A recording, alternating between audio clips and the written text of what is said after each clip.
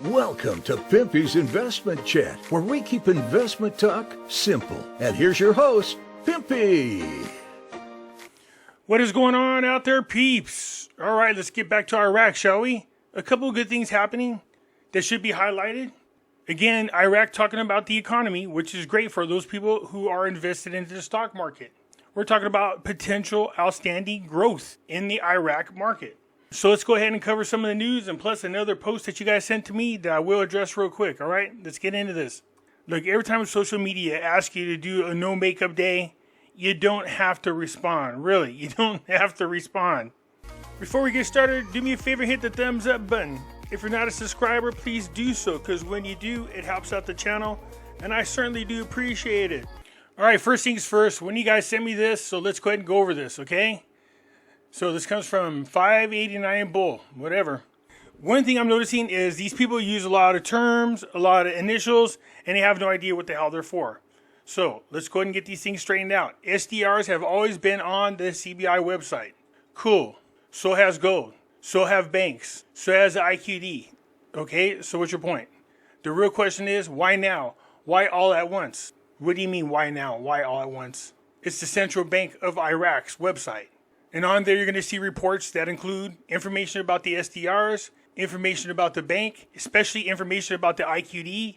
I mean, that's their local currency. As far as other banks being on the central bank website, again, they are the central bank.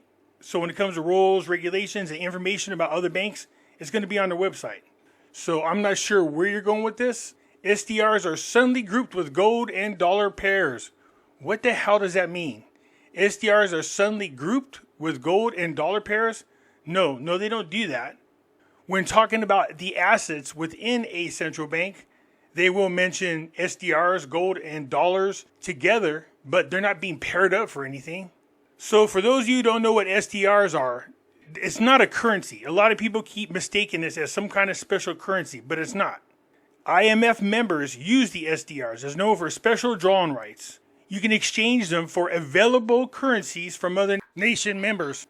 So you could buy somebody's SDRs and keep them on your books. That's fine for your assets, for your reserves. But what it's used for, it's like a right or the ability to claim is what it is. It's not a currency.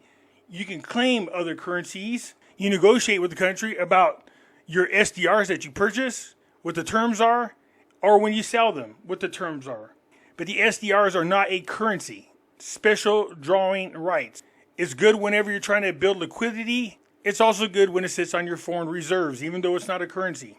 Economists are openly talking revaluation. Okay, are they? Where? Where's your proof? And who are they talking about revaluation? Are you trying to say they're talking about revaluation in Iraq? Because you don't specify that. The budget math doesn't add up without a rate shift. What the hell are you talking about? So we're saying that the people in Iraq are idiots? Is that what you're saying? The people that put the budget together, they don't know the ass from a hole in the ground? They don't know how to do math? Is that what you're saying? The budget math doesn't add up? So the people in charge don't know what they're doing, is what you're trying to say? That's interesting. ISO2022 goes live in July for Fedwire. So? All the ISO2022 is a messaging board. That's all it is. It's a messaging board. People, when it comes to cryptocurrencies, people, when they talk about this quantum financial system, whenever they're talking about anything, they love to throw that out there. ISO 200 goes live. Do you even know what that means? So the messaging board goes live. That's because the Fedwire is going live in July.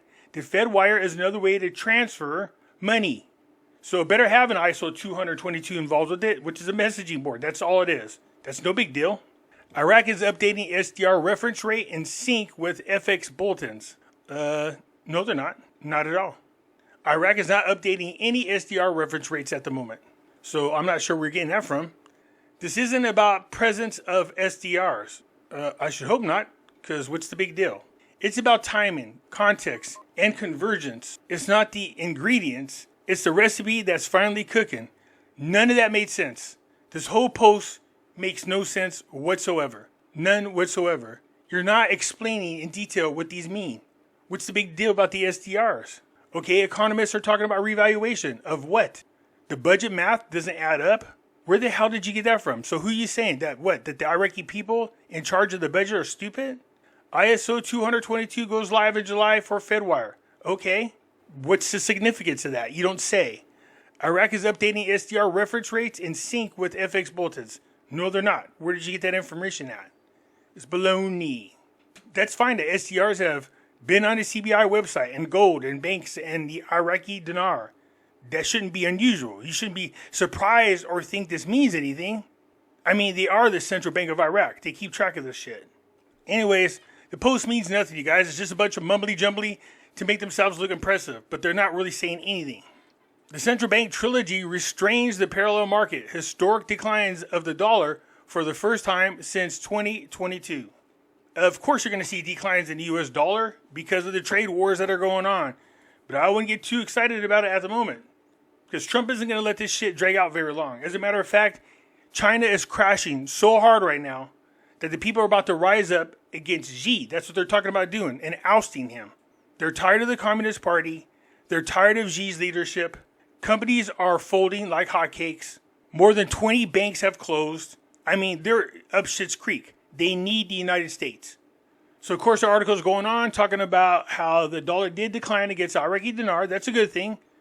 But it's nothing to write home to. It's exciting to watch. But what we need to happen is for it to drop significantly. I mean, come on. The exchange rate right now, the official one, if you can get a bank to take the Iraqi dinar, and this is another thing I want to bring to you guys' attention.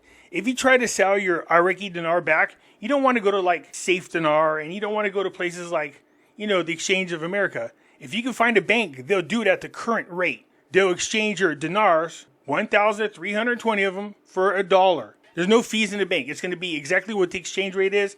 So instead of getting paid something like, $450, $500 for every million, you'll get paid whatever the exchange rate is at that moment. So $757 you get back, you get the full amount. So go to the bank if you can find one that'll allow you to exchange your currency right now. Not all banks do it. It's really hard. If you are holding on to millions and millions of dollars of Iraqi dinar and you need some money back for them, don't try to sell them in groups. Don't try to sell them on eBay. Don't sell them to Safe Dinar. Don't sell them to Exchange of America. Try to find a bank that will allow you to exchange your currency straight across for dollars at the current exchange rate. There's no fees. Some airports will allow you to do that. There will be a fee at the airport. Anyways, the article goes on to talk about how the dollar has lost value. Iraq's dinar is catching up a little bit. It's good, but like I said, nothing to write home about.